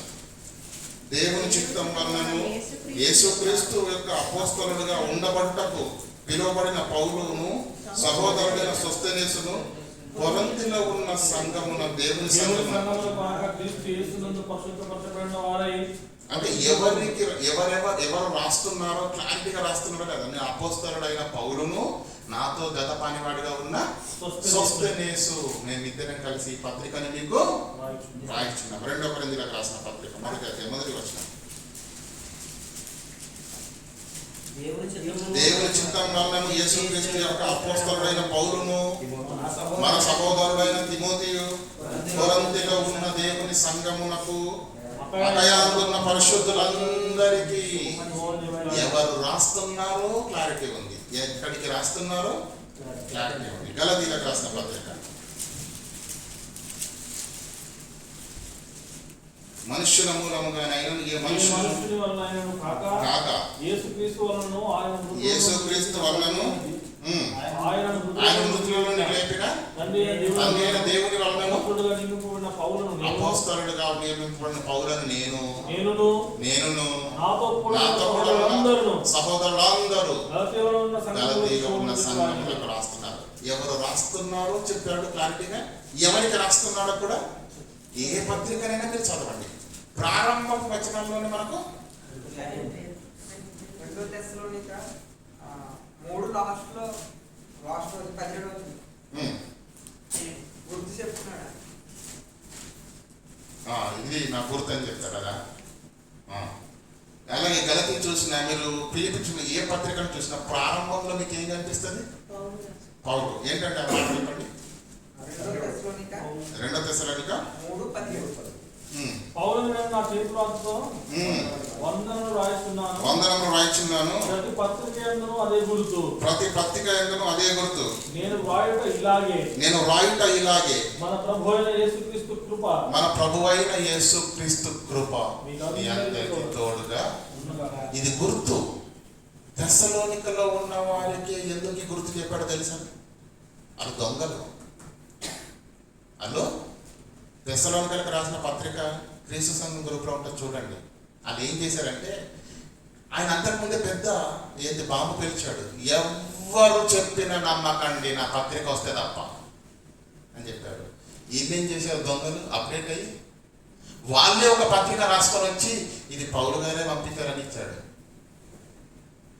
కనుక సంఘము మోసపోకుండా ఉండాలని యుక్తితో సంఘము ఇది పౌలు పత్రికనే కాదని గుర్తుపట్టడానికి తన యొక్క భాషా శైలిలో ఉన్న విధానాన్ని ఇదిగో నేను ప్రతి పత్రికలో ఇలాగే రాస్తాను, మర్చిపోకండి. దొంగవాడు ఎక్కడో ఒక దగ్గర పొరపాటు చేస్తాడు. ఆ పొరపాటును బట్టి మీరు పోల్చుకోండి. ఇది నేను రాసిన పత్రిక కాదని. నా పత్రికని మీకు ఎలా తెలియాలి? చదవండి. పౌలను నేను నా చేతి వ్రాతతో వందనములు వ్రాయిచున్నాను. ప్రతి పత్రికలో అదే అదే గుర్తు, ఆ గుర్తుంటేనే నా పత్రిక, లేకపోతే నా పత్రిక కాదు, దొంగలు తీసుకొచ్చిన పత్రిక. నా పేరు చెప్పి తీసుకొస్తున్నారు, జాగ్రత్త, మోసపోకండి. అది నా పత్రికని మీరు గుర్తుపట్టాలంటే ప్రభువు అయిన యేసుక్రీస్తు కృప మీ అందరికీ తోడుగా ఉండునుగాక. ఇప్పుడంటే సంతకాలు వచ్చాయి రండి, అర్థమవుతుందా? అప్పుడేంటి గుర్తు? అదే గుర్తు మనకు కనిపిస్తుందా లేదా? కనుక పౌలు గారు రాశాడు అనడానికి గుర్తు ఏమండి, ఆధారాలు అవి పౌలు గారు రాసి ఉండకపోవచ్చు అనడానికి ప్రతి పత్రిక ప్రారంభంలో పౌలుతో ఉన్నవారు మేము పత్రికను రాస్తున్నామని, అది ఏ ప్రాంతానికి రాస్తున్నాడో, ఏ ప్రజలకు రాస్తున్నాడో చక్కని క్లారిటీ ఉంది. మీరు రోమా తీసుకోండి, గలతీ తీసుకోండి, కొరంథీ తీసుకోండి, ఎఫెసీ తీసుకోండి, తెస్సలోనిక తీసుకోండి, ప్రతి పత్రికలో ప్రారంభంలో అలాగే ఉంటుంది. హెబ్రీలకు రండి ఒకసారి, హెబ్రీ 1 కూడా చదవండి. పూర్వకాలమందు అదేంటి ఇక్కడంటే అపోస్తలుడైన పౌలునైన నేను, నాతో ఉన్న తిమోతి, నాతో ఉన్న తీతు, నాతో ఉన్న జాన్ గారు, నాతో ఉన్న సంజీవ్ గారు అని ఏం రాయలేదు అక్కడ. ఎక్కడి నుంచి ఎవరెవరు రాస్తున్నారో రాయలేదు. పోనీ కనీసం హెబ్రీలకు రాస్తున్నారని రాశాడా? అంటే ఈ పత్రికలన్నిటిలో ఉన్నటువంటి భాషా పరిజ్ఞానము వేరుగా ఉంది కదా, భాషా ప్రయోగము ఇందులో వేరుగా ఉంది. కాబట్టి ఇది అపోస్తలుడైన పౌలు గారు రాసి ఉండకపోవచ్చు అనే ప్రతిపాదన కూడా సమాజంలో ఉంది. అర్థమవుతుందని నేను మాట్లాడేది క్లారిటీగా. ఇక రెండవది ఏంటంటే, రెండవ అధ్యాయం తీయండి ఒకసారి, హెబ్రీలకు రాసిన పత్రిక 2వ అధ్యాయము మొదటి నుంచి చదువు. కావున మనము వివిధ సంగతులను విడిచిపెట్టి కొట్టుకొని పోకుండానట్లు గ్రంథకర్త ఏమని రాస్తున్నాడు అంటే, మనము విన్నాము, మీరు విన్నారు, మీతో పాటు నేను కూడా ఈ గ్రంథాన్ని రాసిన నేను కూడా విన్నాను అని రాస్తున్నాడు అక్కడ. మనము వినిన సంగతులను, మనం నేర్చుకున్న సంగతులను విడిచిపెట్టద్దు అని చెప్తున్నాడు. ఇంకా వాటి యందు మరి విశేష జాగ్రత్త కలిగి ఉండాలి. ఎందుకనగా దేవదూతల ద్వారా పలకబడిన వాక్యము స్థిరపరచబడిన 3వ వచనం చదవండి. ఇంత గొప్ప రక్షణను మనము నిర్లక్ష్యము చేయకూడదు. మీరు నిర్లక్ష్యం చేయొద్దు, నేను నిర్లక్ష్యం చేయొద్దు. మీరు నిర్లక్ష్యం చేయొద్దు, నేను నిర్లక్ష్యం చేయొద్దు. ఈ పర్సనాలిటీ ఏదో కాస్త నేర్చుకున్న విశ్వాసిలాగే కనిపిస్తున్నాడే తప్ప అపోస్తలుడైన పౌలు పర్సనాలిటీ లాగా మనకు అనిపించట్లేదు. ఇది చదవండి. అట్టి రక్షణ ప్రభువు బోధించుట చేత ఆరంభమై దేవుడు తన చిత్తానుసారముగా సూచక క్రియల చేతను, మహత్కార్యముల చేతను, నానా విధములైన అద్భుతముల చేతను, వివిధములైన పరిశుద్ధాత్మ వరములను అనుగ్రహించుట చేతను వారితో కూడా సాక్ష్యం ఇచ్చుచుండగా వినిన వారి చేత మనకు దృఢపరచబడెను. వారితో సాక్ష్యం ఇచ్చుచుండగా వినిన అంటే యేసుక్రీస్తు ఈ పరిశుద్ధాత్మ వారిని అనుగ్రహించి ఎవరి చేతనైతే వాక్యం బోధించాడో ఆ వాక్యాన్ని విన్నవారి చేత మనకు దృఢపరచబడేను. అంటే అపోస్తలుల చేత వాక్యం విన్న జనరేషన్ కాదు ఇది. అపోస్తలుల చేత వాక్యం విన్న వాళ్ళు వీళ్ళకు చెప్పిండ్రు. అంటే 2వ జనరేషన్ వీళ్ళు. అర్థమవుతుందా లేదా? అర్థమవుతుందా? సాక్ష్యం ఇచ్చుతుండగా వినిన వారి చేత మనకు దృఢపరచబడేను. అంటే వాళ్ళెవరో వచ్చి చెబితే విని నేర్చుకున్న బ్యాచ్ మంది అని ఆయన ఒప్పుకుంటున్నాడు. కానీ పౌలు పర్సనల్ కదా. చూడండి, గలతీలకు రాసిన పత్రిక 1వ అధ్యాయం 15వ వచనం చదువుకుందాం. 14-15 వచనాలు. మా పితరుల పారంపర్యాచారం చదువుకుందాం.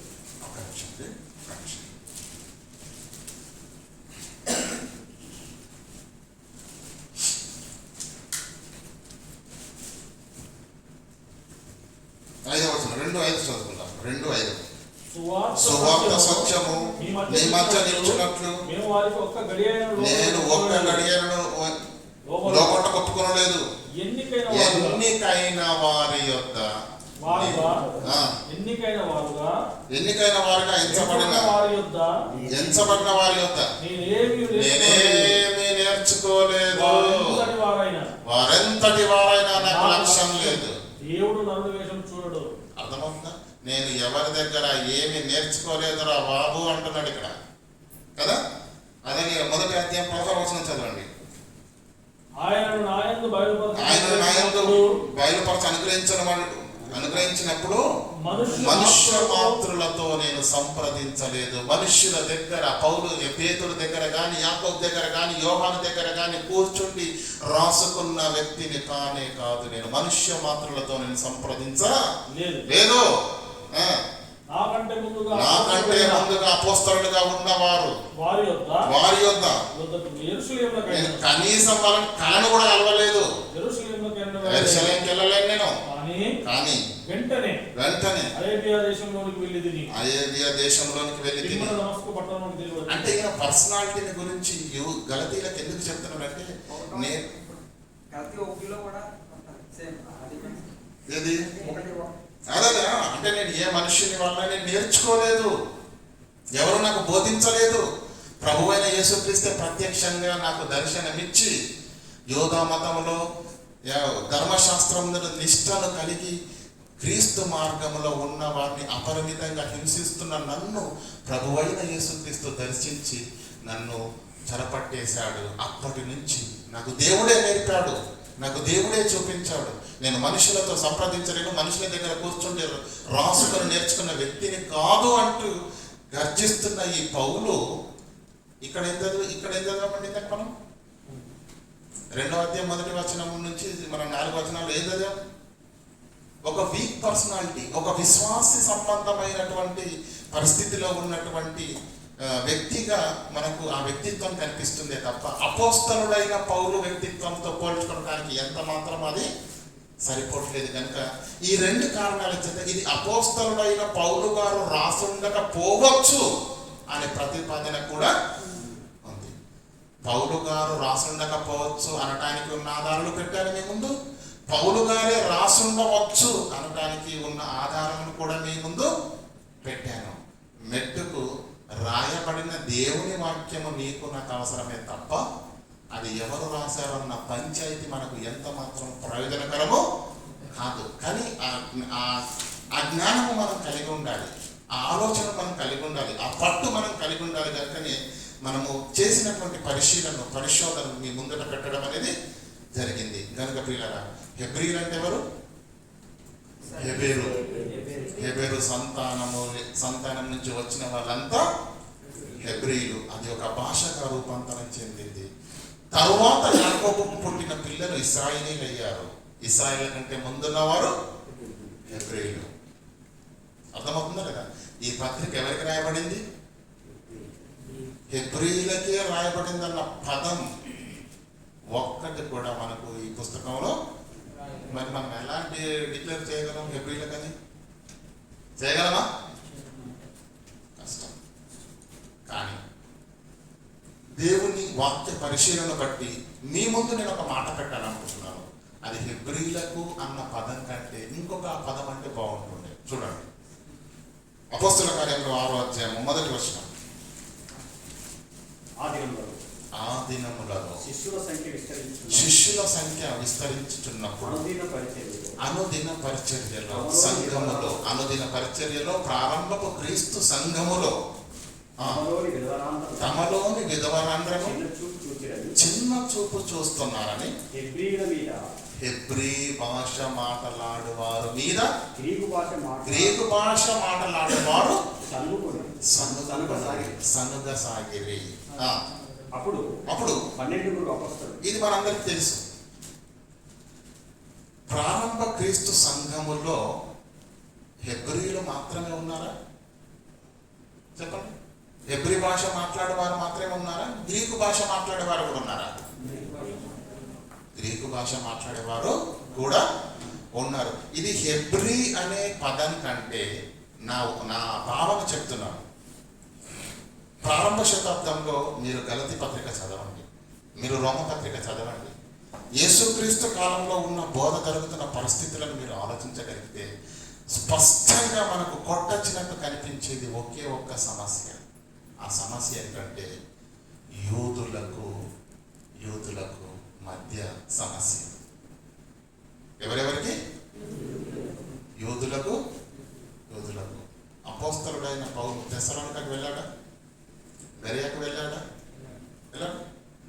ఏథెన్స్కి వెళ్ళాడు, కొరంతికి వెళ్ళాడు, ఎక్కడికి వెళ్ళినా ఆయన వాక్యం చెప్పాడు. కొంతమంది ఇందాక మీరు చదివారు, భక్తి కలిగినటువంటి యూద పెద్దలు, గ్రీకు దేశంలో ఉన్నటువంటి ఘనత కలిగినటువంటి స్త్రీలు వాళ్ళు ఒప్పుకున్నారని రాసి చదువుకున్నారు. కానీ కిందనే ఉంటుంది తెలుసా, మత్సరముతో నిండుకున్న యూదులు పనిపాటలు లేని కొందరిని వెంట పెట్టుకొని పౌలు మీద రాళ్ళు రువ్వవాలని పగ పుట్టించిరి, గొడవ చేసిరి, అల్లరి రేపిరి. నమ్మిన వాళ్ళు యూదులే, గొడవ చేసిన వాళ్ళు యూదులే. మీకు అర్థం కావాలి. ఇది అర్థమైతేనే మన పత్రికలోకి వెళ్ళగలుగుతాం. సమస్య యూదులకు మధ్యనే సమస్య. ఇంకా మీకు క్లారిటీగా అర్థం కావడానికి నేను చెప్తున్నాను ఏంటంటే, ప్రియులు, పరిశీలన చేసిన తర్వాత క్రీస్తును నమ్మిన యూదులు, క్రీస్తు అంటే మత్సరపడే యూదులు, పండ్లు కొరికే యూదులు, మత ఛాందస్సవాదులు, యూదా మత ఛాందస్సవాదులు. ఇంకా క్లారిటీగా మాట్లాడాలంటే ఇంకొక మాట మనం చూద్దాం. మన అపొస్తలుల కార్యములు 18వ అధ్యాయము ప్రారంభ వచనాలు చదువుకుందాం. మీకు అర్థం కావాలి, మీకు చరిత్ర అర్థమైతేనే పత్రిక అర్థమవుతుంది. అటు తర్వాత పౌలు ఏథెన్స్ నుంచి బయలుదేరి కొరంతినకు వచ్చాయి. పొంతి వంశీయుడైనటువంటి అకులను, ప్రిస్కిల్లాను కనుగొని వారి యొద్దకు వెళ్ళాను. ఆ పదాన్ని అండర్లైన్, యూదులందరూ రోమాను, ఇటలీ దేశాన్ని విడిచిపెట్టి వెళ్ళిపోవాలి, ఎవ్వడుండదు ఇక్కడ అని ప్రపంచాన్ని పరిపాలిస్తున్న రోమా సామ్రాజ్యంలో ఒక గవర్నర్ మాట్లాడుతున్నాడు. ఏమని? క్లౌదియ చక్రవర్తి వలన ఆజ్ఞాపించినందున అంటే ఇటలీలో నుంచి వాళ్ళందరూ ఏమైపోయారు అంటే, ఈ సందర్భం ఎందుకు జరిగింది అర్థమవుతుందా? ప్రారంభ శతాబ్దంలో రోమా ప్రభుత్వంలో క్లౌదియ చక్రవర్తి కాలంలో ఏం జరిగిందంటే, ఆయన ఒక మాట వేశాడంట. ఏమని? యూదులు అనేవాడేవాడు ఈ ఇటలీ దేశంలో కంటికి కనబడడానికి వీలు, మీరు ఎక్కడికి వెళ్తారో వెళ్ళండి, ఎక్కడ బ్రతుకుతారో బ్రతకండి, మీరు ఇక్కడ ఉండటానికి వీలేదు అంటే, దేశము ప్రభుత్వము ఒక భయంకరమైన చట్టం చేసింది. అంటే ఏం జరిగింది? ఏ గల్లీలో చూసినా, ఏ పల్లెలో చూసినా, ఏ పట్టణంలో చూసినా, ఎప్పుడు చూసినా ఇదే గొడవ, ఇదే గొడవ, ఇదే గొడవ, ఇదే గొడవ. ఏంట్రా గొడవ? ఏదో ధర్మశాస్త్రం అంట. క్రీస్తును నమ్మిన వారిపై మత్సరముతో నిండుకున్న యూద మత ఛాందస్సవాదులు చేసే దాడి ఆ కాలంలో ప్రతి పట్టణంలో, ప్రతి పల్లెలో జరుగుతుంది. ఎక్కడ చూసినాదే. ఈరోజు సోషల్ మీడియాలో చూడండి, ఈరోజు మీ కళ్ళకు కనిపిస్తున్నది. ఏం చేస్తున్నారు? మత ఛాందస్సవాదులు యేసుక్రీస్తు పైన బురద చల్లడం. మన క్రైస్తవులు ఊరుకుంటారు? వాళ్ళు తిరిగి సమాధానం చెప్పడం, వారి గ్రంథాల్లో ఉన్న దాన్ని మళ్ళీ వీళ్ళు ప్రశ్నించడం. ఈ వాతావరణం ఎలా ఉండాలి? ఒక యుద్ధ వాతావరణంలో, ఒక గొడవలాగా కదా. శాంతి భద్రతలో భంగం కలిగించే విధంగా ఉందా లేదా? ఇది మీ కళ్ళ ముందు కనిపిస్తున్నటువంటి నిజం. క్రైస్తవులకు మత ఛాందస్సవాదులకు మధ్య జరుగుతున్న యుద్ధం సోషల్ మీడియాలో ఈరోజు మీ కళ్ళతో చూస్తున్నారు. కానీ ఆనాడు యుద్ధం యూదులకే, క్రీస్తును నమ్మిన యూదులకు, క్రీస్తును నమ్మని యూదులకు, క్రీస్తును అంగీకరించిన యూదులకు, క్రీస్తును అంగీకరించని యూదులకు మధ్య యుద్ధం.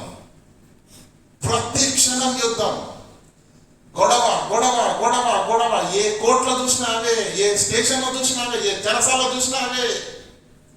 ప్రభుత్వం విసిగెత్తిపోయింది. ఏంట్రా ఈ తలపోటు అని ఒక భయంకరమైన నిర్ణయం చేశాడు క్లౌదియ చక్రవర్తి. అసలు యూదుడు అనేవాడు ఈ ఇటలీ దేశంలో ఉండటానికి ఎంత మాత్రమో, మీరెక్కడికి వెళ్ళి బ్రతుకుతారో బ్రతకండి, మీ ప్రాణాలు చేత పట్టుకొని, ఉన్నారా బిడ్డల్ని కాల్చుంటే కాల్చి పడేస్తాను, మీరు ఏ ఒక్కడ ఉన్నా కూడా మరణం పాలవుతారు, మీరు ఉండటానికి వీల్లేదని ఆజ్ఞేశాడంటే పరిస్థితి ఎంత తీవ్రంగా ఉందో మీరు ఆలోచించండి.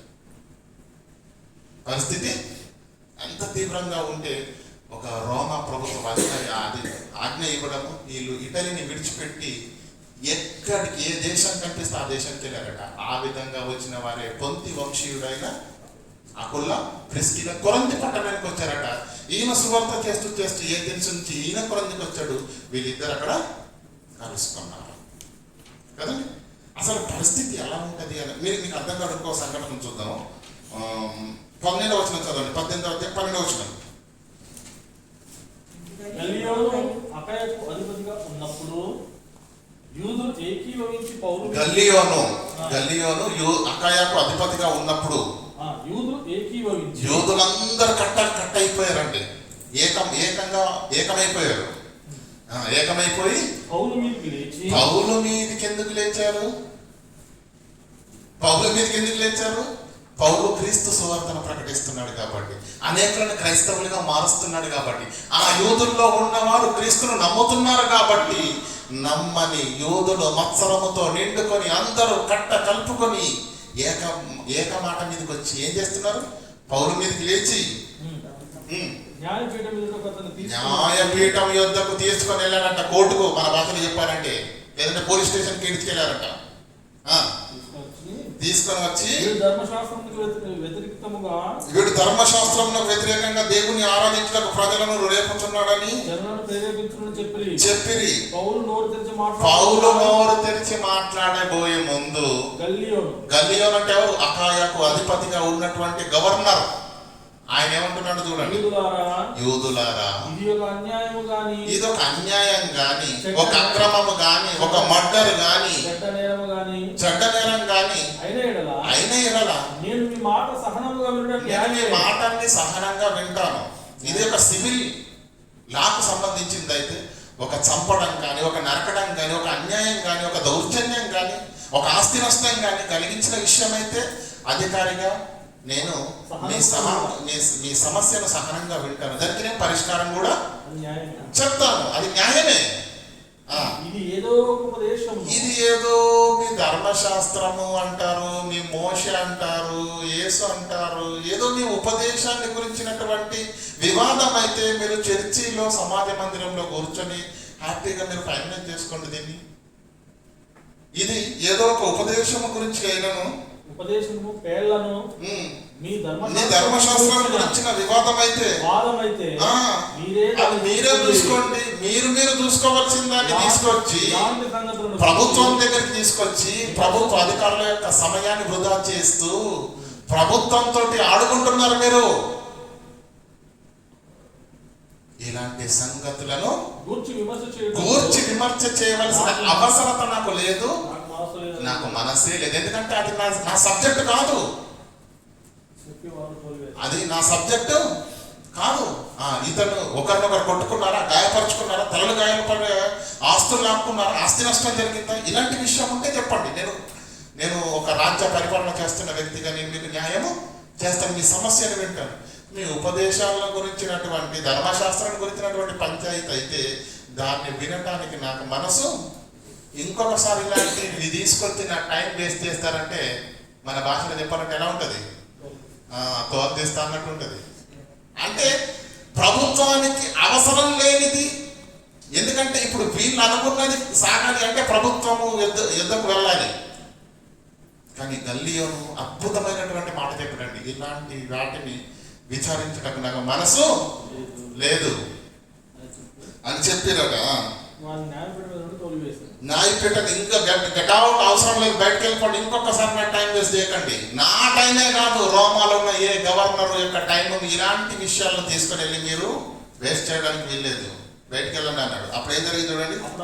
అప్పుడు అందరూ అబ్బా ఏదో పెద్ద ప్లాన్ చేసి మనమందరం ఒక్క దాటి మీదకి వచ్చి పౌలు మీదికి మనం అబద్ధ సాక్ష్యం చెప్తే వాడి పని అయిపోతుందని మనం అనుకుంటే ఈ గల్లియోను మన పని చేసేసారురా, మనల్ని పట్టించుకోలేదు, మన ఫిర్యాదుకు లెక్క చేయలేదు అని ఏం చేసినట్ట అధికారి అయినా సమాజ మందిరపు అధికారి అయిన సోస్తెనేసును ఎందుకు పట్టుకున్నారంటే ఈ పౌలు అనేవాడు వచ్చి ఈ క్రీస్తుని గురించి ప్రకటించి యూదా మతములో ఉన్న వారందరినీ క్రైస్తవులుగా మార్చేశాడు ఈ పౌలుకు ఇంటికి పిలిచి అన్నం పెట్టి షెల్టర్ ఇచ్చింది ఎవరు? సమాజం. కనుక ఇప్పుడు పౌలు ఏదో చేద్దాం అనుకుని పన్ను కొరికి వచ్చారు. గల్లియోను ఇలాంటి విషయాలకు సంబంధం లేదనేసరికి ఇప్పుడు పౌలు మీద ఉన్న కోపం ఎవరి మీద తీస్తున్నారు? సోస్తెనేసును పట్టుకొని కొట్టసాగి న్యాయపీఠం ఎదుట అక్కడ అధికారి కూడా చూస్తున్నాడు. అయితే గల్లియోను వీటిలో ఏ సంగతిని గురించి లక్ష్య పెట్టలేదు. ఇది నాకు సంబంధం లేని సబ్జెక్టు, మీరు ఏదైనా చేసుకోండి, అవుట్ అన్నాడు. అర్థమవుతుందా లేదా? పౌలు మీద కోపం ఎవరి మీద తీశారు? స్వస్థనేశం మీద తీశారు. మన తెలుగులో సామెతుంది కదమ్మా, అత్త మీద కోపం ఏం చేశారు? ఇంకా శుద్ధ మీద చేస్తే ఏమైంది? చెయ్యి బతుకుద్ది కదా. అత్త మీద కోపం గుత్తి మీద కూడా చేస్తారు, పప్పు గుత్తి మీద కదా. ఇక్కడ పౌరు మీద కోపం అధికారి మీద తీశారు. అంటే నేను ఈ మాట మీకు ఎందుకు చెబుతున్నానంటే, ప్రారంభ శతాబ్దంలో ప్రతి పల్లెల్లో, ప్రతి పట్టణంలో యూదులున్న ప్రతి చోట ఒక పక్క క్రీస్తు సువార్త ప్రకటించబడుతుంది. ఆ వినపడుతున్న క్రీస్తు సువార్తను నమ్మి కొంతమంది క్రైస్తవులు అవుతున్నారు. ఎప్పుడైతే కొంతమంది యూదులలో నుంచి క్రీస్తులోనికి వస్తున్నారో వారి పైన ఎదురుదాడి చేస్తున్నారు యూదా మతంలో ఉన్న మత ఛాందస వాదులు. మీరు ఇలా చేయడానికి లేదు, మీరు ఎలా నమ్ముతారు యేసుక్రీస్తును? మనకు ధర్మశాస్త్రం వలననే రక్షణ, మోషే నియమించిన ధర్మశాస్త్ర ఆచార ప్రకారంగా ఉంటేనే రక్షణ. కొరంథీయుల మొదటి అపోస్తుల కార్యము 15:1 చదవండి. కొందరు యూదా నుంచి వచ్చి మీరు మోషే నియమించిన ఆచారము చొప్పున సున్నతి చేసుకోవాలి, ఆచార సంబంధ వ్యవహారాలను పాటిస్తేనే మీరు రక్షణ పొందుతురు అని. మీరు రక్షణ ఎప్పుడు? మీరు ధర్మశాస్త్రము, మోషే నియమించిన ధర్మశాస్త్రం ప్రకారంగా ఆచారముల చొప్పున మీరు సున్నతి పొందితే తప్ప మీకు రక్షణ పొందలేదు. యేసుక్రీస్తు బోధ ఏంటండి? యేసుక్రీస్తు బోధ అండి, ప్రభువైన యేసుక్రీస్తు నామమందు విశ్వాసం ఉంచి మనము బాప్తిజం తీసుకుంటే మనం రక్షణలోనికి, కృప ద్వారా రక్షణలోనికి వస్తాము అనేది క్రీస్తు బోధ. వీళ్ళ బోధ ఏంటి? ధర్మశాస్త్రం ఆచారాలతోటే మనకు. ఇలా ప్రారంభ శతాబ్దంలోనే యూదులు, క్రీస్తును నమ్మిన యూదులపై క్రీస్తును నమ్మని యూదులు చేసే ప్రతిదాడి, గొడవ. ఏ పట్టణం ప్రశాంతంగా లేదు, ఏ పట్టణం ప్రశాంతంగా లేదు, ఏ వీధి ప్రశాంతంగా లేదు. ఈ గొడవలన్నింటినీ పరిశీలించినటువంటి అధికారి అసలు యూదుడు అనేవాడు ఇటలీలో ఉండడానికి వీలు లేదు, తీసేశాడు. అంటే ఆ పరిస్థితులు ఎలా ఉన్నాయో, ఎంత గొడవ జరుగుంటా, ఎంత రభస జరుగుంటుందో ఒకసారి మీరు అంచనా వేయండి. అప్పుడు ఆ నిర్ణయం తీసుకొని యూదులను ఇటలీ నుంచి పంపించి వేశాడు. ఇటలీ అంటే ఆ గొడవలు, ఆ స్థాయి, ఆ తీవ్రత ఎంతగా ఉందో మీరు ఆలోచించాలి. ఎంతగా ఉందో మీరు ఆలోచించాలి ప్రియులు. అప్పుడు మనకు హెబ్రీలకు రాసిన పత్రిక అనేది మనకు అర్థమవుతుంది. అయితే మీకు ఇక్కడ మీకు మాట చెప్పడం నేను మర్చిపోయాను. హెబ్రీలకు రాసిన పత్రిక అనడం కంటే యూదా క్రైస్తవులకు, వాళ్ళు యూదులే, వీళ్ళు యూదులే. కొంతమంది క్రీస్తును నమ్ముకున్నారు, కొంతమంది క్రీస్తును నమ్మలేదు. ఈ పత్రిక ఎవరికి రాయబడిందంటే, ఒక్క మాట చెప్పాలంటే యూదా క్రైస్తవులకు రాయబడిన పత్రిక. యూదా మతములో నుంచి క్రీస్తును నమ్ముకున్న వారిపైన నమ్మని మత ఛాందసవాదులు, యూదా మత ఛాందసవాదులు వారిపైన ఉక్కుపాదం మోపినప్పుడు, శ్రమల పాలు చేసినప్పుడు, హింసల పాలు చేసినప్పుడు, మనకు తెలుగులో ఒక మాట ఉందండి, ఒక మనిషిని ఎన్ని రకాలుగా మనము డీల్ చేయొచ్చట?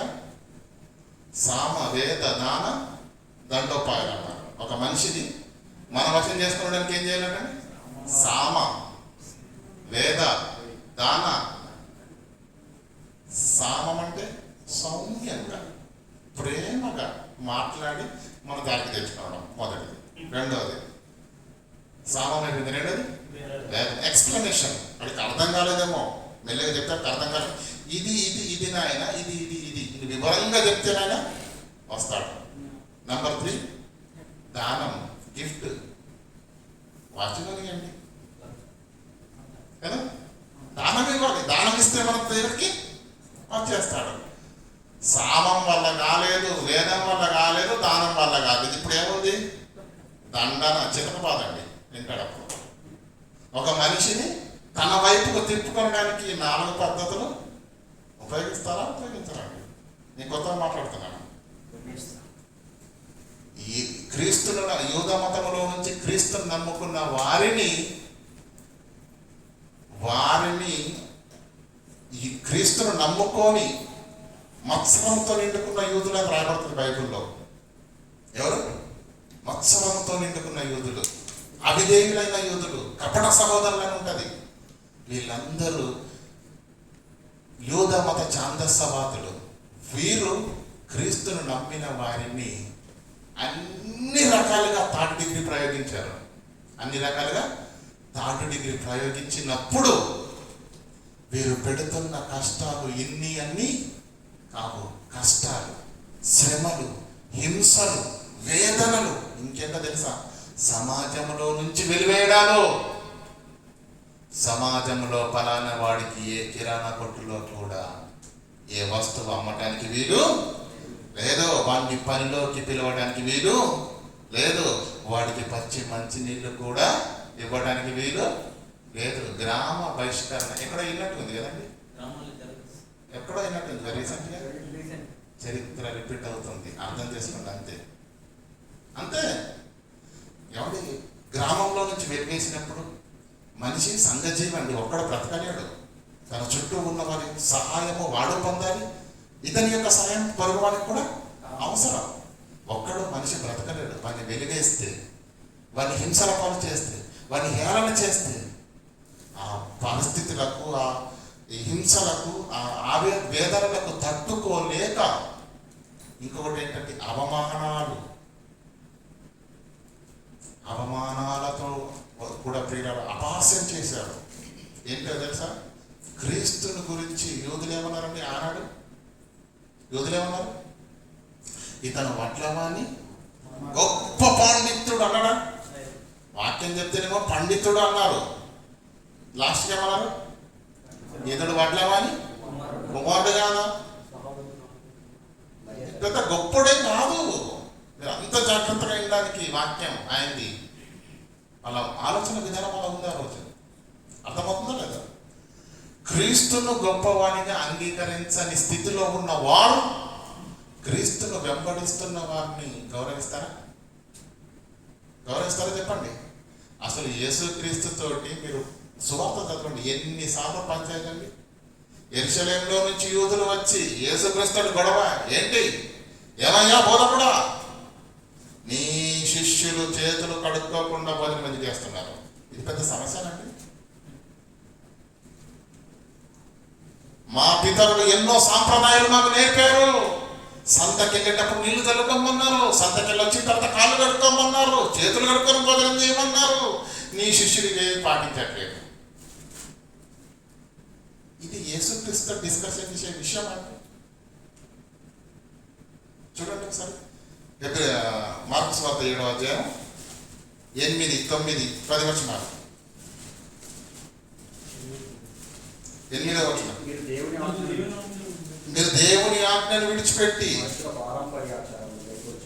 అంటే వాళ్ళు ఎవరు? యూదా మత ఛాందస్సవాదులని నేను అంటున్నాను. చూడండి, యేసును నమ్మని వారు. వాళ్ళు ఎలాంటి వారట? దేవుని ఆజ్ఞను విడిచిపెడతారు. వాళ్ళకి ఇంపార్టెంట్ ఏంటి? మనుషులు పారంపర్యాచారాలు వాళ్ళకి చాలా ముఖ్యం. అదే పెద్ద పీట. మనుషుల పారంపర్యాచారాలను గైకొనొచ్చు మరియు మీరు మీ పారంపర్యాచారములను గైకొనుటకు దేవుని ఆజ్ఞను బొత్తిగా నిరాకరించదు. మెంటాలిటీ ఏంటో అర్థం చేసుకోండి. యూదులది, మత ఛాందస్సవాదులది, క్రీస్తుని నమ్మని వారి యొక్క పరిస్థితి ఏంటో తెలుసా? వాళ్ళు దేవుని ఆజ్ఞను లెక్క చేయరు. వాళ్ళు లెక్క చేసేది ఏంటి? కాళ్ళు కడుక్కున్నావా లేదా? చేతులు కడుక్కున్నావా లేదా? సంతకిళ్ళు వచ్చినప్పుడు నీళ్ళు చల్లుకున్నావా లేదా? మనుషుల పారంపర్యాచారాలు పెద్ద. అదే ముఖ్యం, అదే ముఖ్యం. చదవండి. మీరు 8వ వచనం చదువుతున్నాను. మీరు దేవుని ఆజ్ఞను విడిచిపెడతారు. మరి దేన్ని పట్టుకుంటారు? మనుషులు పారంపర్యాచారాన్ని గైకొనుచున్నారు. మీరు పారంపర్యాచారాలు గైకొనుటకు దేవుని ఆజ్ఞను బొత్తిగా నిరాకరిస్తున్నారు. అర్థమవుతుందా లేదా? 11వ వచనం, మీరు నియమించిన పారంపర్యాచారముల వలన దేవుని వాక్యాన్ని మీరు నిరర్ధకం చేస్తున్నారు. ఇది ప్రారంభ శతాబ్దంలో ఉన్న పరిస్థితి.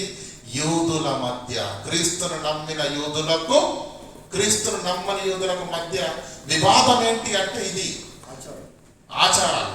కాబట్టి మీకు క్లియర్గా చెప్తాను, క్రీస్తును నమ్మని యూదులు ఉన్నారా, వాళ్ళకు ధర్మశాస్త్రం ముఖ్యం, వాళ్ళకు సున్నతి ముఖ్యం, వాళ్ళకు ఆచారాలు ముఖ్యం, వాళ్ళకు బలులు ముఖ్యం. ఓకేనా?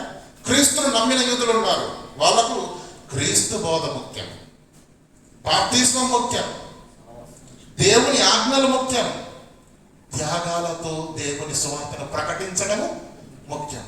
వీళ్ళు యూదులే, వీళ్ళు యూదులే. వీళ్ళు క్రీస్తును నమ్మని వారు, వీళ్ళు క్రీస్తును నమ్మిన వారు. వీరికి ధర్మశాస్త్రం, వీళ్ళకు క్రీస్తు బోధ. వీరికి సున్నతి, వీళ్ళకు బాప్తిస్మం. వీళ్ళకు ఆచారాలు, వీళ్ళకు దేవుని ఆజ్ఞలు ముఖ్యం. అర్థమవుతుందా?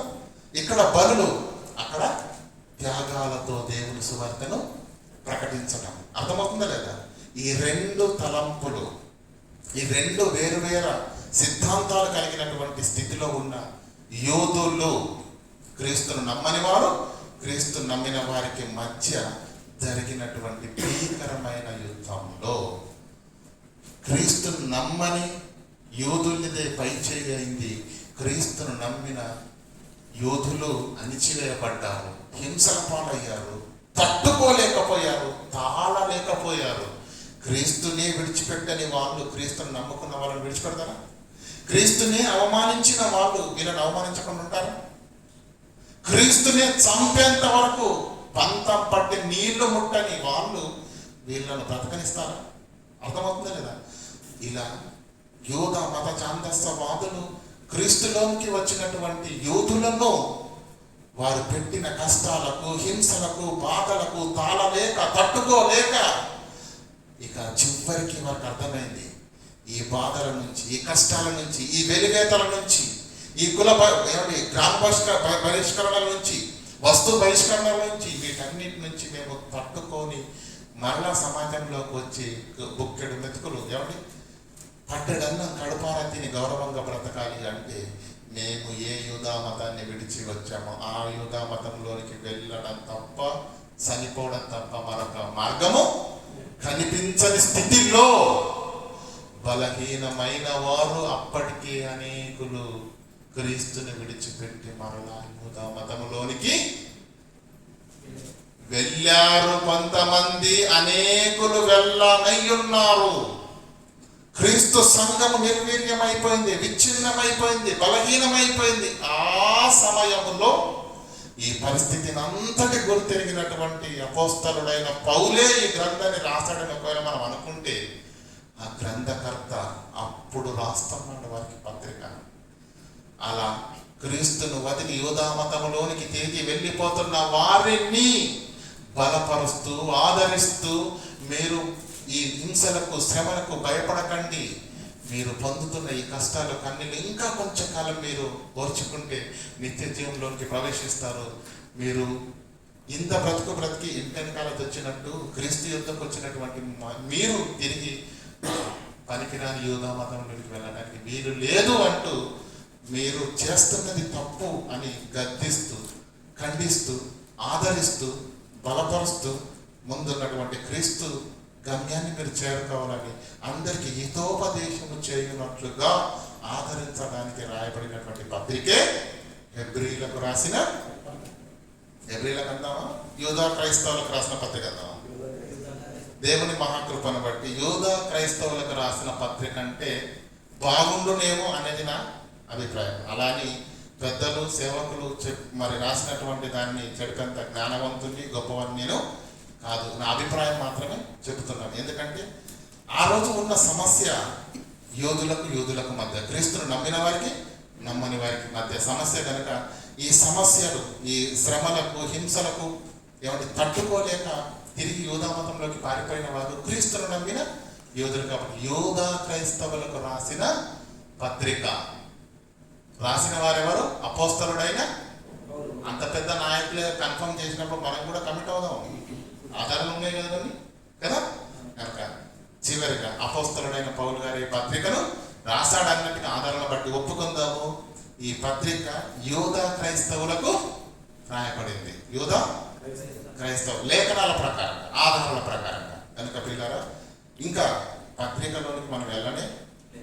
ఇది పత్రిక యొక్క నేపథ్యం, ఇది పత్రిక యొక్క బ్యాక్గ్రౌండ్. కాబట్టి ఇలా ఈ నేపథ్యాన్ని ఆలోచించిన మీరు ఇప్పుడు పత్రిక చదవడానికి వెళ్తే కాస్త సులువుగా ఉంటుంది. ఇప్పుడేమో అయిపోలేదు, ఇది పార్ట్ 1. వచ్చే వారం ఆ యూదులు ఎన్ని శ్రమల పాలు చేశారో, ఎన్ని హింసలు పెట్టారో, ఎన్ని బాధలు పెట్టారో, ఎలాంటి పరిస్థితుల మధ్య వారి బ్రతుకులు చిన్న భిన్నమైపోయాయో, యేసుక్రీస్తు ఈ పత్రిక వలన మరి ఎలా ఆదరింపబడి క్రీస్తులు నిలదొక్కున్నారో, మరి 2వ పార్ట్లో మరి నీకు పత్రిక యొక్క సారాంశాన్ని ముగించే ప్రయత్నం చేస్తాను. విన్న మాటలు చాలా శ్రేష్టమైనవి, గొప్పవి, గొప్ప పరిశీలనతో చేశాం ప్రియులారా.